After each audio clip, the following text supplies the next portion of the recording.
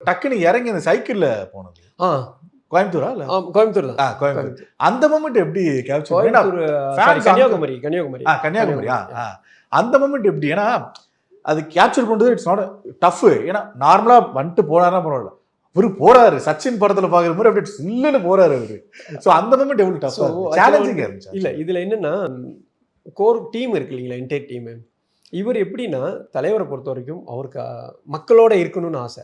Okay, நடந்து போகணும், போய் எல்லாரோட விஷ் பண்ணி யோசிக்கல, அது யோசிக்கல, அவர் கூட இருக்கணும். ஆனா பயம் என்னன்னா இந்த மக்கள் அவங்களுக்குள்ள ஏதாவது ஆயிடுமோ, அவங்களுக்குள்ள இடிச்சுப்பாங்களோ, அவங்களுக்கான அந்த பிரைவேசி இல்லாம போயிடுமோன்னு அதுலதான் அவர் ரொம்ப பயந்தார், ரொம்ப பயந்தாரு. ஸோ அப்ப என்ன ஆச்சுன்னா இவருக்கு ஒரு ஸ்டேஜ்ல எங்க இடம் கிடைக்குதோ அந்த இடத்த யூஸ் பண்ணணும், நடந்துருவோம். அவ்வளவோ சேர முடியாத இடத்துல இப்ப நடுவுல வந்து ஒரு இடத்துல போய்கிட்டே இருக்கோம், அவ்வளவு க்ரௌட் இருக்கு, அந்த இளநீக்கல்ல இளநீ சாப்பிடுவோமா அப்படிங்கிறாங்க. அந்த அப்ப எங்களுக்கு கேண்டி டீம் ரெடியா இருந்துங்க, தலைவர் எங்க இறங்குவாரு. யோசிச்சு பாருங்க, வண்டி போய்கிட்டு இருக்கு, பைபாஸ்ல வண்டி போய்கிட்டு இருக்கு, நீங்க எப்படி நீங்க நிறுத்த முடியும்? எப்படி பிளான் பண்ணுவீங்க? How can